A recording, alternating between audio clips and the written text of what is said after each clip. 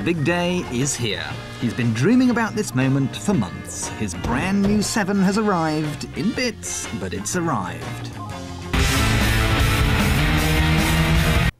And buried amongst those bits lies an eccentric history.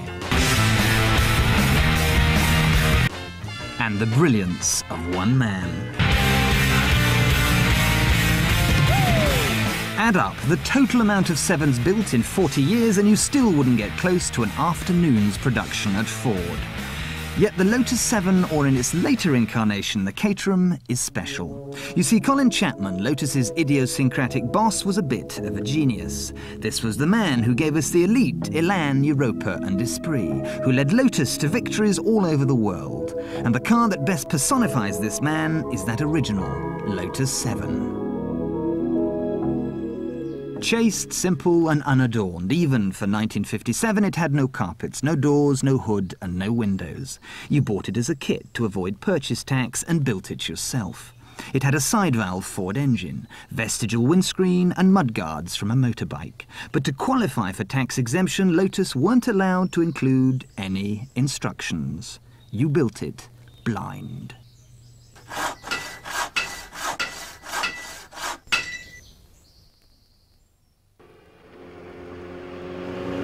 The lack of instructions was really quite mind-boggling initially, but we'd done a little preliminary research and it was clear that the way around this was to buy copies of magazines that have been published with articles by people who built Lotuses. In the Lotus 7 Owners Club magazine at the time, there was an article on how to strip down and rebuild your 7, which if you read it backwards, told you precisely how to build it. We bought our Lotus 7 in 1958. And I remember spending a very cold night till about 3 in the morning in a very drafty garage trying to get the wings to fit. And it wasn't until we took the whole lot back to Lotus, they said, oh, well, of course, we've given you all left-hand side swing stays. You've been trying to fit the right hand, and they'd never fit. On one occasion, I remember going back to the factory and going through the list with the storeman of the parts we'd actually received. I think it was on the gear change linkage. And he said, oh, well, we either gave you the wrong piece, throw it away if we did, I'll get you a new one. And he went off and came back with it later on in a pair of pliers. And he said, I won't drop this on your boot floor because it's red hot. And he had, in fact, just welded it up himself, although he was a storeman, in the back of the works. The putting together of a kit car over the weekend is not a skill that's shared by brain surgeons and accountants and solicitors and lawyers. So quite a few people at the factory had a nice little weekend trade going on. But this was often fraught with danger because you get a brain surgeon sitting in the hospital in London and suddenly 2 men from the Customs and Excise would come and say, we understand you assembled a car over the weekend. Could you tell us whether you put the upper widget under the lower bracket or sideways? And there'd be the man with these beautiful manicured fingernails saying, I can't remember. Only the British could create a car like the Lotus 7. A car you built at home from a kit. A car with all the weather protection of a tent in a country in which it seems like it's been raining continuously since 1962. A car for people who say tally-ho and toodle-pip, and we don't care if we get pneumonia because we're barking mad and British.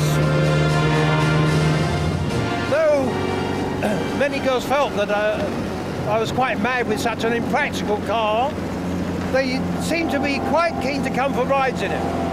I gave a lift to a girl to a wedding, and it rained, and these aero skins, which you can see on the car now, provide no protection for the water running along the bonnet. And she got a very wet lap and didn't have much conversation with me during the wedding celebrations. And I'm not sure she spoke to me much after the event. In every age of motoring, there have been people who will sacrifice the ultimate in comfort just for the fun of having a car which responds to your every wish. It goes where you want, it almost becomes a part of you. Had the 7 not been used to finance other projects, it might have disappeared completely. Chapman used it to bankroll the gorgeous Lotus Elite, but even all those enthusiasts buying their boxes of bits couldn't fund the Elite's difficult development. It may have been heart-stoppingly beautiful, but it was infuriatingly unreliable. So Chapman was forced to plug on with the 7, bringing out the S2 in 1960. Fiberglass wings and parts straight off the Ford shelf meant cheaper costs and more profit for Lotus. For years, it was the 7 that kept the company running. A Lotus 7 certainly didn't feature in Colin Chapman's idea of what would reflect his image. I mean, he drove a Merc an awful lot, you know. The 7 was always in danger of being stopped because Colin Chapman was one of the most creative engineers the motor industry ever known. Lotus had become a household name. On the track, Jim Clark took the World Championship, and on the road, the car that everybody wanted was the new Elan, helped in no small part by Emma Peel and the Avengers. But the little 7 was about to have its day too. In 1965, actor Patrick McGoohan wanted a very unusual car for a very unusual television series, The Prisoner. And in The Prisoner, you were never a name, only a number. So as soon as McGoohan saw the 7, he knew that no other number would do. This distinctive voice came on the phone and said that he wanted one of those little Lotus cars with the pop-up headlamps. So when he said, could we put some metal grills over the headlamps so when they came up it looked a bit sporty, I thought we'll do that to a 7. So we took an Elan and I took a 7 with metal grills over the headlamps down to Boreham Wood, and he came out and saw the 7 and took it for a drive and came back and said, that's great. So we had the Elan really made terrific publicity in the Avengers, and now we had McGoohan being chased by a big white balloon in the 7. The Lotus 7 was perfect for The Prisoner. It was wild, it was wacky, it was eccentric, and like the programme, beyond most people's comprehension. And ironically, the image most people remember of The Prisoner is of McGoohan traipsing around London in this mad little car. Suddenly 7 had become a cult number. For official purposes, everyone has a number. Yours is number 6. I am not a number. Who are you? I am one of the organisers of the Prisoner Appreciation Society. Why do you think the 7 was chosen for the Prisoner? Patrick McGoohan has said to me that it was a car which gave the right rebellious quality for his character. It was a car you could escape in. It looked illegal somehow, even at rest, but it is a legal car, and it's just like no other. How did the Prisoner affect the image of the 7? It caused it to lose the image of a real ale type drinker with flat cap, perhaps with gritted teeth, doing a hill climb in a 7, and instead put it into the spotlight at the right time in the mid-60s, when often vehicles were seen as fashion accessories, cars like Minimokes and E-type Jaguars in London at that time. I was actually in the final episode of the Prisoner series. The stuntman couldn't drive very well, and so McGoohan got me to drive the car up outside the house, walk up the steps and put the key to the letterbox. So that was my introduction to filming. KAR 120 and its tax disc moved merrily from car to car to car. And the original, at least 2 of the cars used in the filming were actually sold off in kit form and replaced. Somebody actually once we actually sent one to film with the wrong colour nose cone on it and had to rush down with the right nose cone. In the ratings game, The Prisoner bombed, and the 7 wasn't doing so well either, because Lotus had another party trick up their sleeve, the Europa. The eccentric 7 simply didn't fit into Lotus's new image, so Chapman wound its production down, or at least he tried.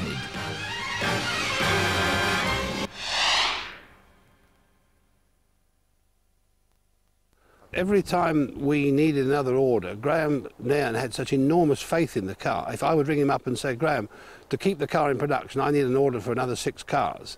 And he'd say, well, I'll send you a cheque for 8. Or he would come up and buy 8. He kept it alive. We were going to chop it, and he was, no way was he going to let us chop it. And he turned out to be right. Mildly updated, the 7 pressed on. By '69, it was carrying an Escort rear axle and the Elan's urgent twin-cam engine. But no one was ready for what came next. If the 7 was to survive the 70s, it needed a makeover. And that's exactly what Lotus gave it. A funky new fiberglass body, a Cortina engine, and niceties like a fuel gauge. The Series 4 was more comfortable, more refined. Well, relatively anyway. And with a new hood and sliding Perspex windows, the S4 was almost weatherproof. Aimed at MG and Triumph buyers, Lotus diehards hated the thing on sight. But what did they know? The S4 was making money.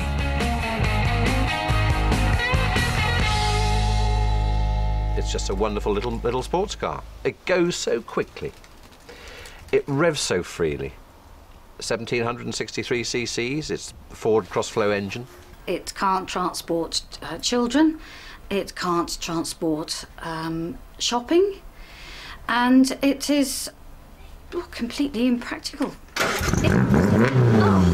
And then there's the noise that just is completely antisocial. Bearing in mind we do live in quite a built-up area in suburbia, and I just die each time it's put on. When Colin Chapman was making these cars, he seemed to be making it for very much people very much smaller than myself, and I've had to have a certain amount of widening of the seat so at least I can actually get in. Seeing Lance in his lovely Lotus is like seeing a marshmallow being pushed into a bottle top, and that I know that's a bit unkind of me, but it's just pathetic, this midlife crisis, and he gets such pleasure from it. I'm as happy as a sandboy, I really am. I mean, the yellow, possibly my complexion sort of, it clashes a bit. Does it? I don't know. The 7 was running out of chances. This was it, the end. But in the wings was Caterham Cars, waiting to pick up the pieces. All of them. In 1973, value-added tax was introduced, which covered everything, parts included. This was the point at which Colin Chapman decided, well, the 7 has got to finish. More than any other dealer, Caterham Cars had stuck with the 7. Their reward came in June 1973 when Chapman handed the whole shooting match over very publicly to Graham Nairn. He came down and handed over the rights to me publicly, so to speak, and we had the press there. And there was never any doubt that Chapman had handed it over, and that was essentially what I wanted to convey more than any sort of written contract could ever. The S4 was theirs, but not for long. Component suppliers more used to dealing with multinationals showed scant interest in Caterham's tiny orders. So they dusted off the blueprints and back came that same familiar old shape. We regard ourselves at Caterham very much as the custodians of a legend that was passed down by Colin Chapman. So the external dimensions of the car, for example, are identical to the original Lotus 7. Perhaps I ought to feel about Caterhams that they're not proper Lotuses, but I think that the Caterham 7 has kept the flag of the Lotus flying most successfully, and they are extremely successful cars. Graham has remained absolutely faithful to what you might call the spirit of the 7. A lightweight car, chunky, colossal performance, and it's gone on today and it'll go on forever.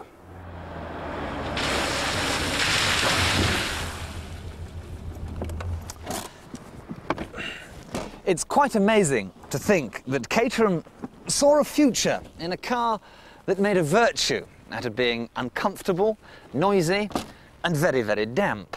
A car that looks like a slip of the designer's pencil, a car that would keep an osteopath in work for months. But then Caterham knew that British eccentricity always, always sells. To enable me to use a car like this on a daily basis, there are everyday tasks which I have to manage. The delivery of the children to school, I deliver Rebecca firstly, then double back to the house to pick up Nicholas and deliver him on to his school as well.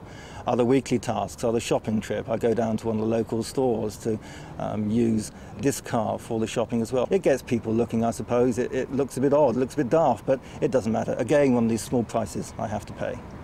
It's not, I can't do that with this car, it's how can I do that with this car? And that I think is important to me. For me, it was my midlife crisis. It was this or a 23-year-old blonde, and I thought that it would probably be less expensive in the end. Well, I had a special case made for my pink Stratocaster. So if I was doing a bit of guitar for somebody or going somewhere where I wanted to take the guitar, I can get it in. That's what sevens are all about. You know, I know I know a man who's got a wine cooler in a 7. Well, the funny thing about the video that we made here with the 7 down there was we won 3 awards with that video. And just like the 7, it was the cheapest video we ever made. And we were just stood out the side, just paying extras who were coming out of the big advert to pop along, and they're the people who were in the video. What I like about that is the fact that it's the same sort of psychology as the 7. It was fun, and it wasn't a lot of money. And it doesn't cost a lot of money to go racing. Every weekend, the race car for the road still provides sideways fun for dozens of budding Fittipaldis. It even has its own championship.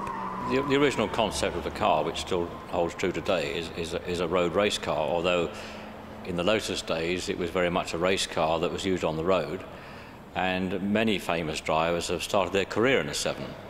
For example, world champion Graham Hill, 5 times Le Mans winner Derek Bell.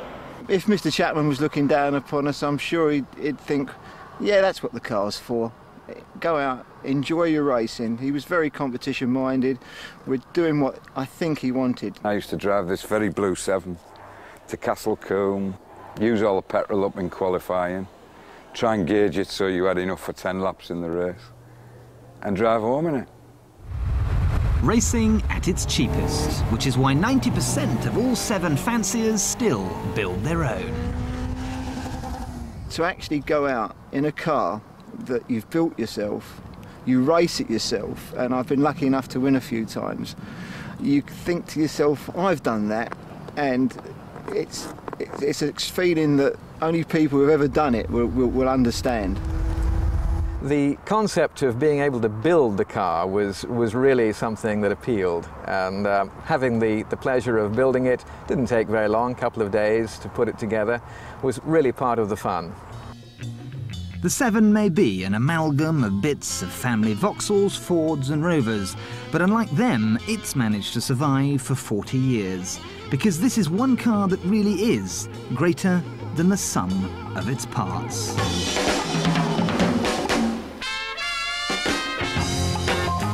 Style and Substance, Top Gear, Thursdays 8:30, here on BBC Two.